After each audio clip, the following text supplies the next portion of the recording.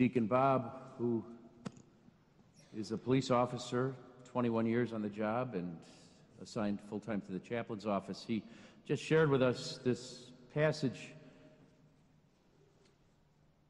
giving some tough advice as Jesus closes this passage with the words, "Rejoice and be glad."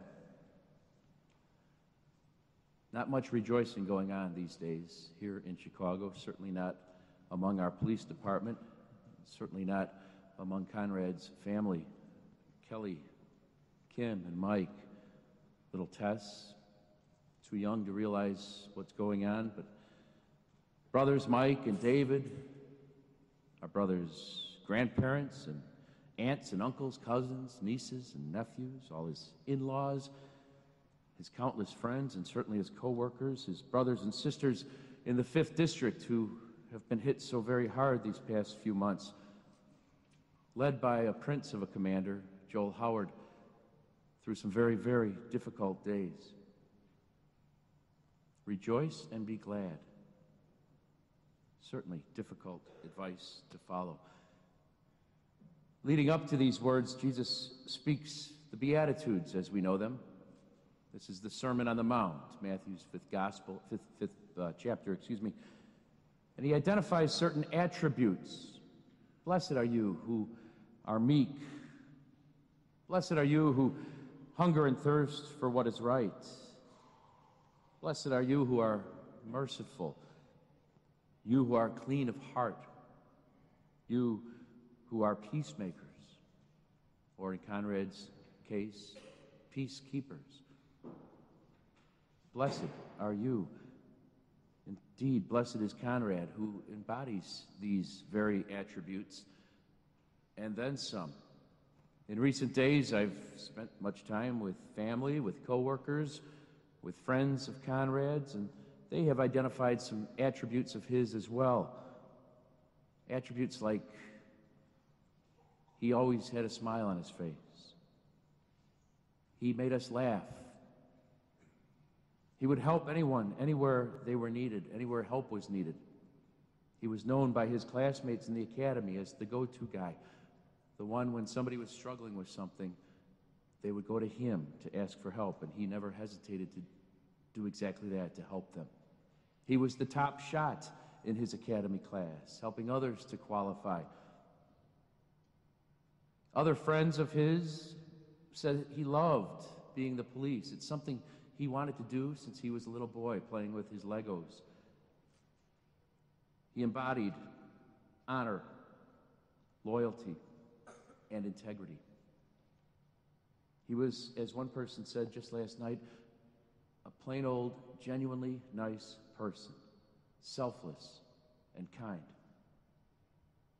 Another person said just last night at the wake, his parents should be so very proud. Mike and Kim, you should be so very proud having raised such a fine young man. He was athletic. Conrad enjoyed racquetball. He enjoyed paintball. He was a great golfer, although I did hear a story last night about him getting up to the tee box looking a little bit like Tiger Woods.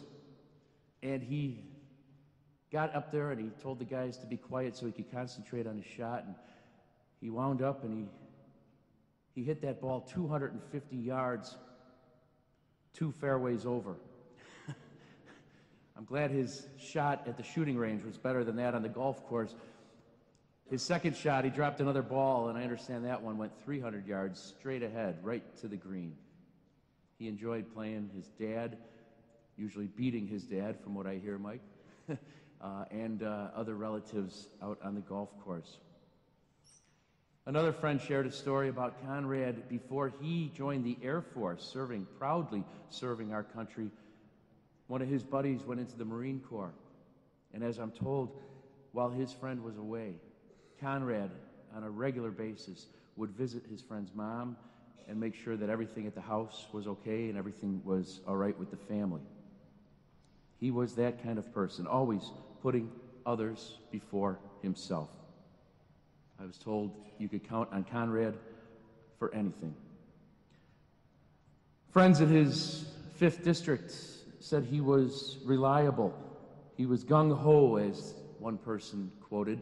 Gung-ho, always looking to help others, to make an arrest if necessary, to bring peace to a community that needs peace. He was reliable. He would always answer up on the radio when backup was needed or a transport was needed. When a fellow officer needed help, he was there. Indeed, Conrad had many, many positive attributes. But he was also human. I don't want to make him into a saint. He's not perfect. In fact, this proud Southside native did have one major character flaw. He was a diehard Cubs fan. Thank God we have a merciful God. My fellow Sox fans here would know what the grinder ball rules are, but for the sake of you misguided sports fans, I will share with you the grinder ball rules. The Chicago White Sox have many traditions. Unfortunately, this last season, winning was not one of those traditions. Anyway, the grinder ball rules are these little sayings, little adages, you might call them proverbs.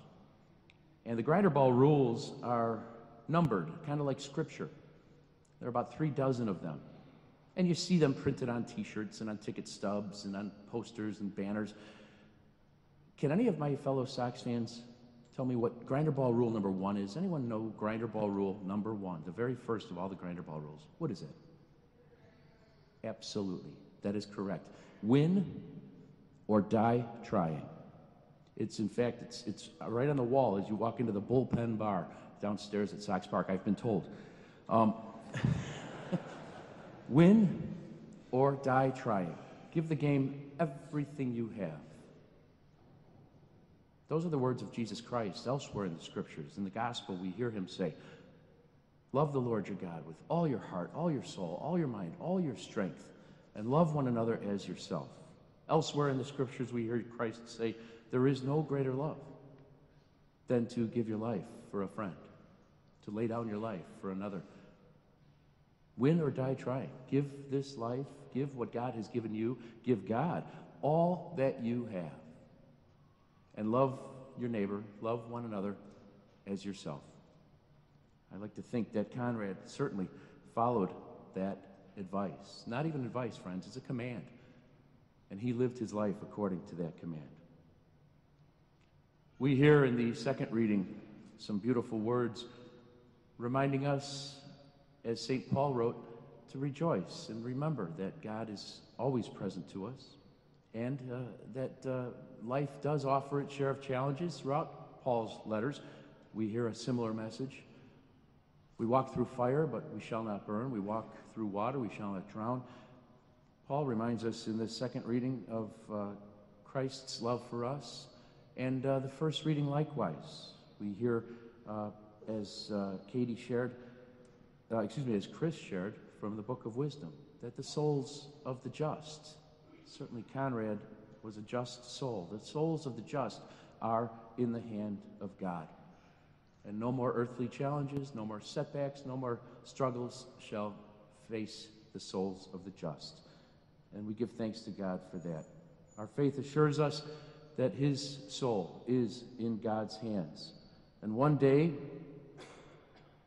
with the mercy of God, with the grace of God, we shall joyfully greet him again, when the love of Christ, which conquers all things, destroys even death itself. So guess what? We can, even in difficult days like this, we can rejoice and be glad.